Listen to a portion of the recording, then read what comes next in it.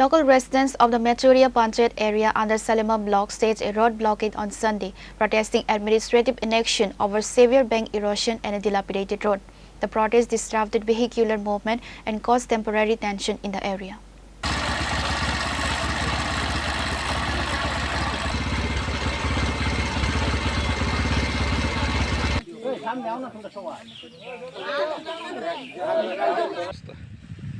তো গতকালকের বন্যায় মোটামুটি এক লগে 10 থেকে 15 কি অবস্থা। Protesters stated that continuous erosion of the nearby stream bank has extensively damaged the main connecting road and adjacent paddy fields. Despite repeated complaints to the relevant authorities, no action has been taken. Demanding immediate bank protection work and road repair to avoid constant accidents, the villagers warned of a much larger agitation if their demands are not met. সেটা হচ্ছে আমাদের এই ব্রিজের পাড়টা গত 2 বছর আগে একটা বন্যা হয়েছিল। ওই বন্যার সময় আমাদের ব্রিজের সাইড ভাঙছিল, যার কারণে আমরা আজকে 2 বছর ধলাই জেলার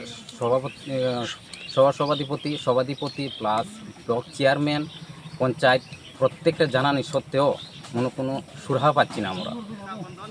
তো দিনের পর দিন আমরা গ্রামবাসী সবাই মিলে তাদেরকে বলতেই আছি, কিন্তু এখন পর্যন্ত কোনো সুরাহা না হওয়ার কারণে আমরা আজকে এলাকাবাসী সবাই একত্রিত হয়ে রাস্তা অবরোধ করতে বাধ্য হয়েছি। আমাদের এই অবরোধ যত সময় বিডিও সাহেব না আসবে ততক্ষণ আমাদের এই অবরোধ আজকে থাকবে। যদি তাই নিয়ে আমাদের কোনো আশ্বাস দেয় তারপরে আমরা এই অবরোধ তুলতে বাধ্য হব। তো গতকালকের বন্যায় মোটামুটি এক লগে 10 থেকে 15টা বাড়ি ক্ষতিগ্রস্ত। কথা দেবে আমরা এই অবরোধে থাকব, ওটা আপনাদের মাধ্যমে আমরা জানিয়ে দিতে চাই।